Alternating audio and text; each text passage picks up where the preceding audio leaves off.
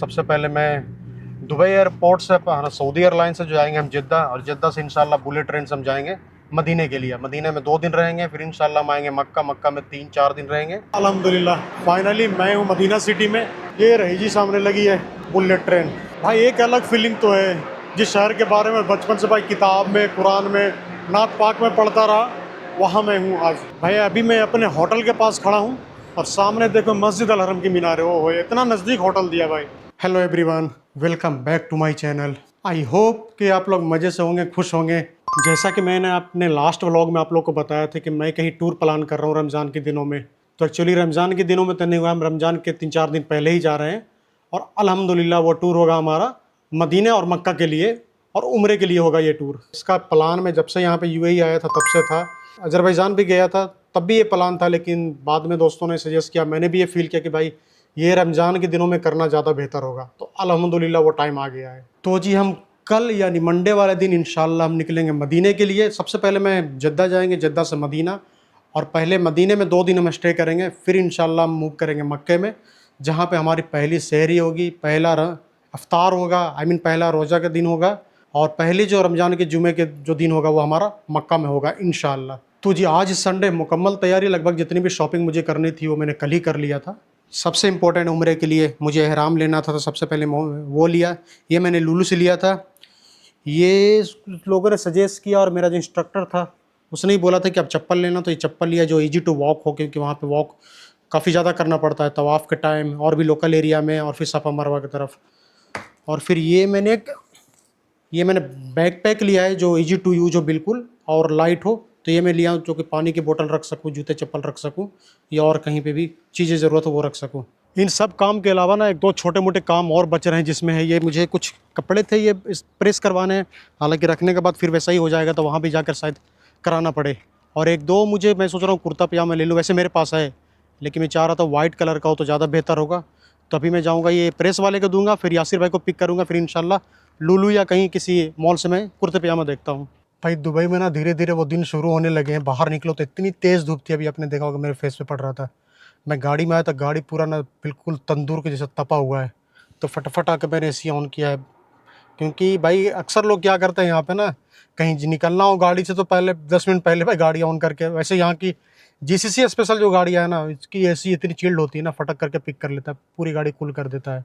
तो अल्हम्दुलिल्लाह मेरी गाड़ी पे जीसीसी है, जो कि स्पेशल गल्फ़ के लिए बना होता है। बस ये यासिर भाई के एक्चुअली बिल्डिंग के पास में आ गया, उनको कॉल किया, वो आ ही रहे हैं।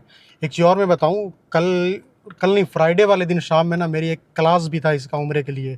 उसमें एक कारी साहब थे जिसको इन्होंने मेरे ट्रैवल एजेंसी ने ले रखा था। उन्होंने प्रॉपर सेशन दिए कि कहाँ कैसे क्या करना है। अस्सलाम वालेकुम जनाब।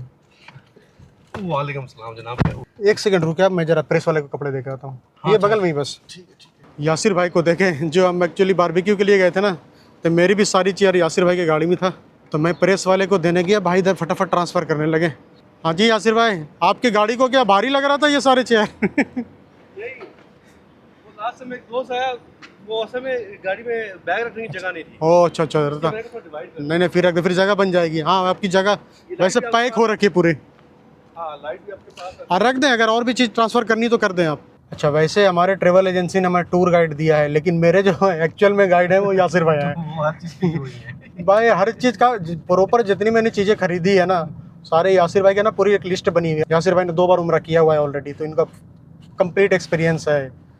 और उम्रे के साथ साथ आपने बहुत कंट्री भी घूमी है। हाँ, केनिया घूम रखे हैं, म्यांमार घूम रखे हैं, नेपाल, थाईलैंड, और जनाब, और हमारे साथ अज़रबैजान गए ही थे, ओमान भी जा चुके हैं, केनिया, जमैका, सारे घूम रखे हैं भाई।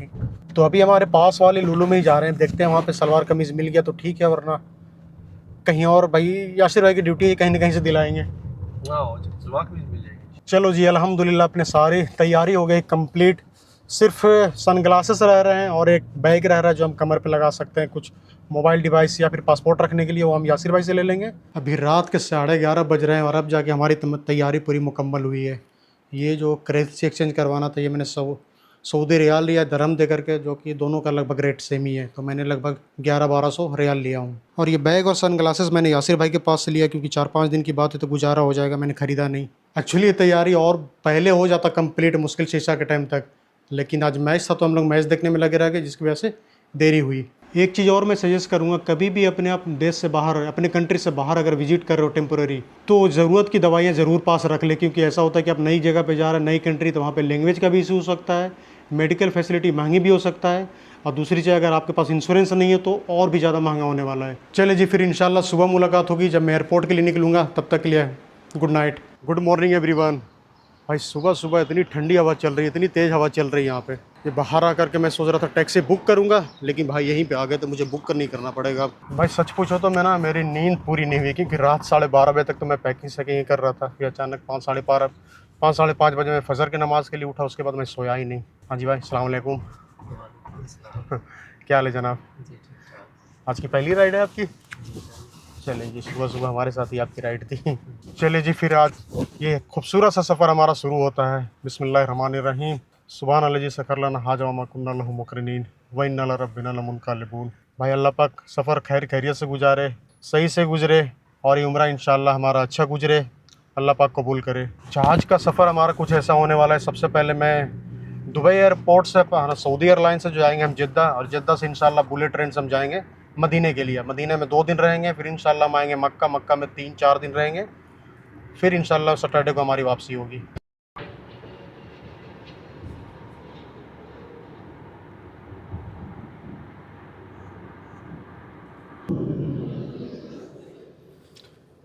भाई ये टर्मिनल 3 एयरपोर्ट, लेकिन आज की हमारी जो फ़्लाइट है वो है टर्मिनल 1 से। ये लो जी, आ गया अपना DXB टर्मिनल 1। भाई सबसे पहले एयरपोर्ट के सारे प्रोसेस कंप्लीट करता हूँ, और एयरपोर्ट का जर्नी मैंने ऑलरेडी बहुत दिखाया हुआ है, तो मैं नहीं चाहता कि वीडियो इसमें लंबी करूँ, क्योंकि आज मैं चाह रहा हूँ आपको दिखाऊँगा बुलेट ट्रेन वाली जर्नी। चलें फिर मिलता हूँ सारे प्रोसेस के बाद।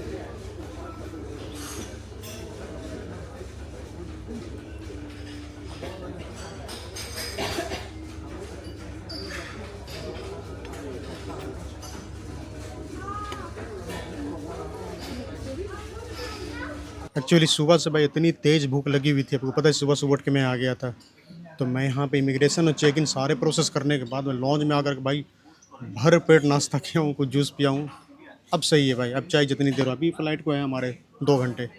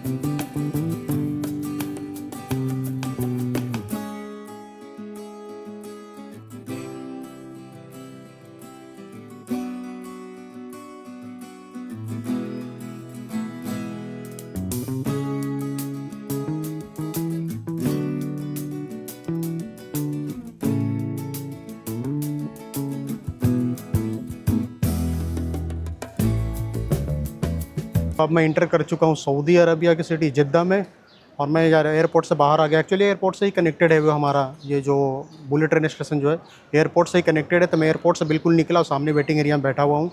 अब जो कि ट्रेन की हमारी टाइम है 3 बजे की, अभी यहाँ पे सऊदी में 2:11 हो रहे हैं। तो अभी हमारे पास 50 मिनट है, जिसमें हमें जोहर की नमाज़ पढ़नी है, फिर थोड़ी देर वेट करता हूँ मैं इधर ही। अच्छा, पूरे बैकग्राउंड में देखो एयरपोर्ट ना, बिल्कुल उम्रा करने वालों की भीड़ लगी है।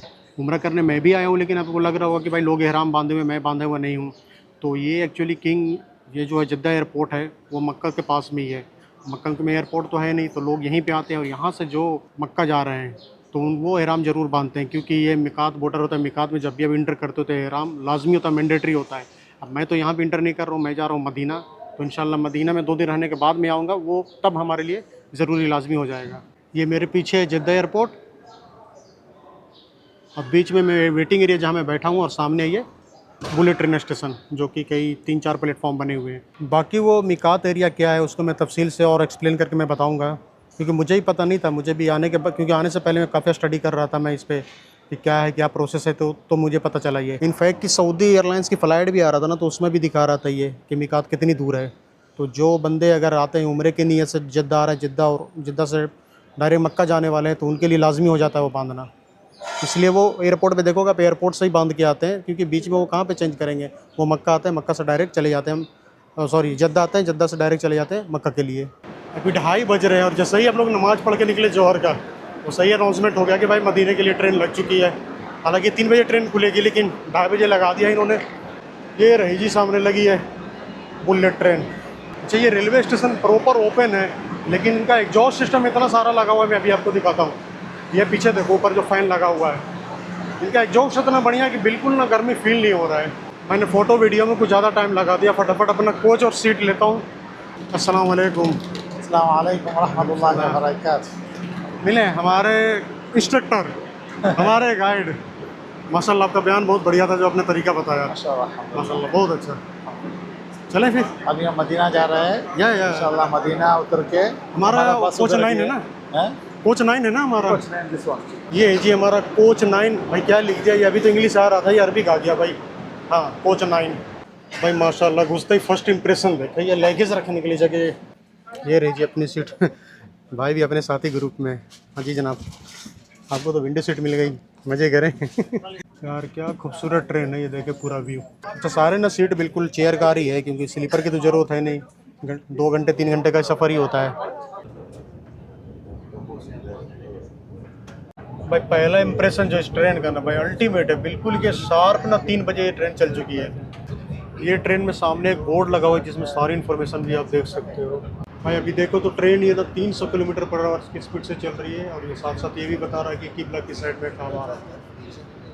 ये जो इसका मैप है टोटल किधर किधर जा रहा है, साथ में नीचे टेम्परेचर भी दिखा रहा है। ये 300 किलोमीटर पर आवर की स्पीड का मतलब है अगर हम दिल्ली से बिहार जाना चाहते हैं तो 3 घंटे में आराम से पहुंच जाते हैं। भाई मैं किसी भी कंट्री में जाऊँ ना तो मेरा दिल करता है सिटी तो छोड़ दूँ, सिटी के अलावा वहाँ की जो गांव है वो घूमूँ, क्योंकि वहाँ पे असल जो कल्चर देखने को मिलता है वो गाँव में ही मिलता है, और असल जो उनकी नेचर ब्यूटी जो होता है वो गाँव में ही होता है। लेकिन भाई ये सारी फैसिलिटी ठीक है, हम जब तक ट्रेन का बाथरूम साफ नहीं देख लें तब तक अच्छी फीडबैक नहीं देंगे। ये इधर कोच से बाहर निकल के बाथरूम बना हुआ है।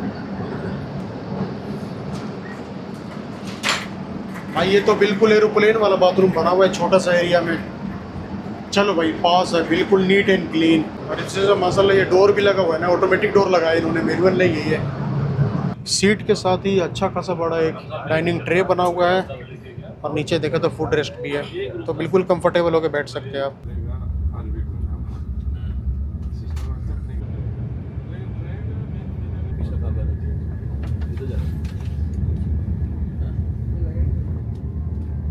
अल्हम्दुलिल्लाह फाइनली मैं हूँ मदीना सिटी में, मैं पहुँच गया हूँ। अभी स्टेशन के अंदर ही, मैं बाहर आया नहीं हूँ। भाई मदीना को ही बोलते हैं ना मोहम्मद के शहर में। ये वो ट्रेन है जिससे मैं आया था, और ये पूरी प्लेटफॉर्म। भाई एक अलग फीलिंग तो है, जिस शहर के बारे में बचपन से भाई किताब में, कुरान पाक में, नात पाक में पढ़ता रहा, वहाँ जाने का मौका मिला है आज।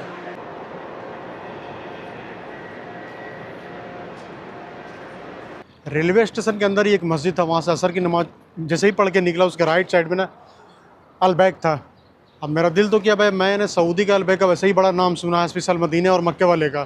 लेकिन भाई अपना जो गाइड तो बोला नहीं नहीं नहीं भाई जल्दी आ जाओ, बस आने वाली है। बाहर में आ गया तो बोल रहा है कि भाई बस में अभी देरी है। बोलो यार क्या है ये सामने पूरा वो रेलवे स्टेशन है जिससे हम लोग आए हैं, हरमन रेल बोलते हैं इसको। और सामने उधर कहीं पे हमारी बस लगी होगी, लग रहा है आ गया है बस अपनी। अच्छा, जैसा कि आपने वीडियो में देखा होगा भाई, जद्दा से लेकर के मदीने तक जितना भी एरिया था भाई पूरा पहाड़ पहाड़ है। ऐसा नहीं कि रेगिस्तान भी नहीं जो सऊदी में फेमस है, पूरा का पूरा पहाड़ है। प्लेन भी जगह है ना तो पत्थरों वाली प्लेन है, और जहाँ पे थोड़ी बहुत जगह खाली मिली है उसमें खजूर के बाग लगे हुए हैं। चलो जी, बस में अपना सामान रख दिया हूँ, फटाफट चलते हैं होटल के लिए।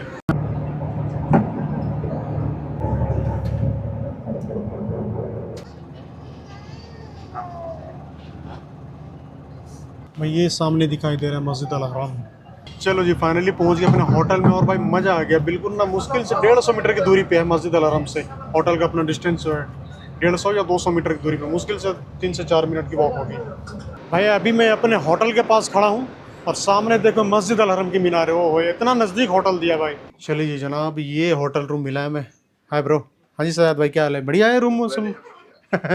हमें 4 बेड है यहाँ पे, जिसमें सयाद भाई रहेंगे हमारे साथ, और हमारे गाइड बरी साहब भी रहेंगे।